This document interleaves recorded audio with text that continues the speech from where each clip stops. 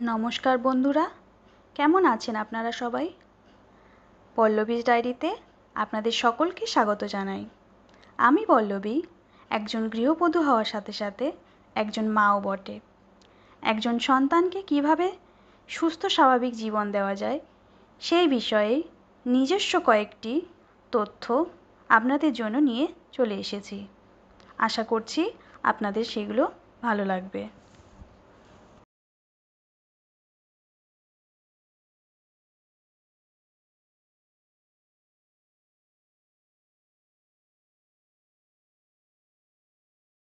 একজন নবজাতক শিশুকে তার জন্মের প্রথম 6 মাস মায়ের দুধ খাওয়ানোটা অত্যন্ত প্রয়োজনীয়। একজন শিশুকে জীবনের প্রথম 6 মাস শুধুমাত্র বুকের দুধ খাওয়ানো হয়। ওরাল রিহাইড্রেশন সলিউশন, ভিটামিন, খনিজ পদার্থের ড্রপ বা সিরাপ বা ওষুধ ছাড়া জল সহ অন্য কোনো খাবার বা তরল দেওয়া হয় না। বুকের দুধের ওপর বেশি করে মনোযোগ দিন।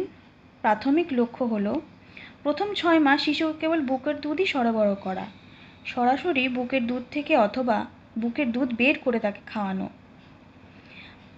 6 মাসের গুরুত্ব হলো শিশুর বৃদ্ধি এবং বিকাশের জন্য জীবনের পর প্রথম 6 মাস অত্যন্ত গুরুত্বপূর্ণ এবং এই সময়কালে বুকের দুধ সর্বোত্তম পুষ্টি সরবরাহ করে। শুধুমাত্র বুকের দুধ খাওয়ানোর ফলে শিশুর বিভিন্ন উপকারিতা পাওয়া যায়, যার মধ্যে রয়েছে সংক্রমণ, অ্যালার্জি এবং অন্যান্য স্বাস্থ্য সমস্যার ঝুঁকি। অব্যাহত বুকের দুধ খাওয়ানো।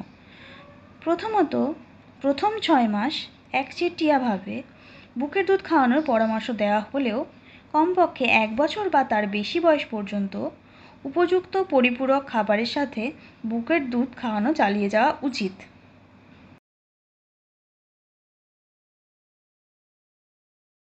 এরপরে আমরা যে বিষয়টার দিকে খুব বেশি করে নজর রাখব সেটি হলো বার্পিং বা ঢেকুর তোলানো।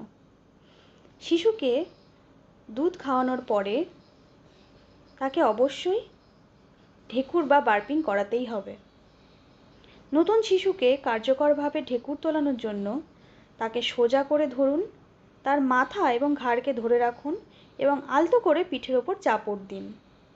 কাঁধের উপর দিয়ে বা কোলে বসে বিভিন্ন অবস্থান চেষ্টা করুন।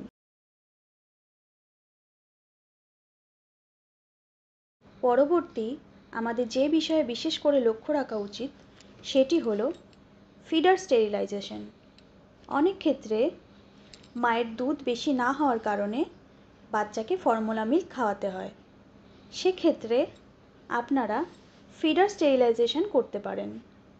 এর মধ্যে রয়েছে ফুটন্ত বাষ্পীভূত বা ইউভি রশ্মির মতো পদ্ধতি ব্যবহার করে খাওয়ানোর সরঞ্জামগুলিতে ক্ষতিকারক ব্যাকটেরিয়া এবং জীবাণু মেরে ফেলা, যাতে এটি আপনার শিশুর জন্য নিরাপদ থাকে।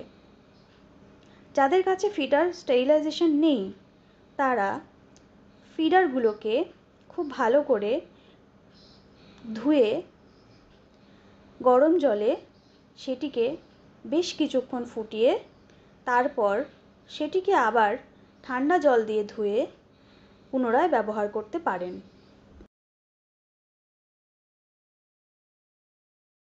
পরবর্তী পদক্ষেপটি হলো নিউবর্ন বেবি অয়েল ম্যাসাজ। নবজাতকদের জন্য তেল ম্যাসাজ আপনার শিশুর সাথে বন্ধনের একটি মৃদু উপায় হতে পারে এবং উন্নত রক্ত সঞ্চালন, হজম এবং শিথিলকরণের মতো অনেক সুবিধা প্রদান করতে পারে। তেল ব্যবহার করার আগে শিশুর কমপক্ষে 1 মাস বয়স পর্যন্ত অপেক্ষা করা ভালো, কারণ নবজাতকের ত্বক খুবই নাজুক। তেল নির্বাচন করার সময় নারকেল, বাদাম বা তিলের তেলের মতো প্রাকৃতিক ঠান্ডা চাপযুক্ত বিকল্পগুলি বেছে নিন এবং অতিরিক্ত সুগন্ধি বা কৃত্রিম উপাদানযুক্ত তেলগুলি এড়িয়ে চলুন।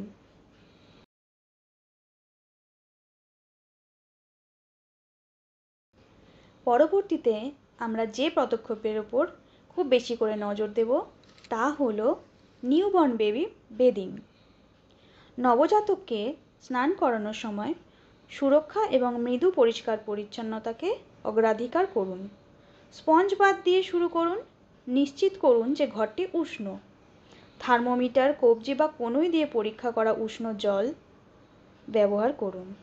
সর্বদা আপনার শিশুর ওপর একটি হাত রাখুন এবং কখনোই তাদের অযত্নে ফেলে রাখবেন না। সপ্তাহে 2 থেকে 3 বার নবজাতকদের স্পঞ্জ দিয়ে স্নান করান এবং প্রয়োজনে সাধারণ জল বা হালকা সুগন্ধিমুক্ত বেবি ক্লিনজার ব্যবহার করুন। এরপরে আমরা যে বিষয়ে সবথেকে বেশি চিন্তিত থাকি তা হলো কিভাবে ঘুম পাড়ালে বাচ্চা অনেকক্ষণ ঘুমোবে। নবজাতকদের জন্য সবচেয়ে নিরাপদ ঘুমের অবস্থান হলো তার পিঠের ওপর ভর দিয়ে ঘুমানো। এই অবস্থানটি হঠাৎ শিশু মৃত্যু সিনড্রোম বা এসআইডিএস এবং অন্যান্য ঘুম সম্পর্কিত মৃত্যুর ঝুঁকি কমায়। নবজাতকদের সমস্ত ঘুম এবং রাতের ঘুমের জন্য তাদের পিঠের উপর ভর দিয়ে শোয়া অত্যন্ত গুরুত্বপূর্ণ। এরপরে আমরা যে বিষয়ের দিকে বিশেষভাবে লক্ষ্য রাখব তা হলো বাড়িতে ঘরের মধ্যে কোনো রকম তেল বা মর্টিনের কোনো ধোঁয়া ব্যবহার করবেন না। সেক্ষেত্রে মশা বা অন্য কোনো কীটপতঙ্গ এড়ানোর জন্য আপনারা মশারি ব্যবহার করুন। আবার দেখা হবে নতুন কোনো ভিডিওতে। ততক্ষণ সবাই ভালো থাকবেন, সুস্থ থাকবেন, সাবধানে থাকবেন।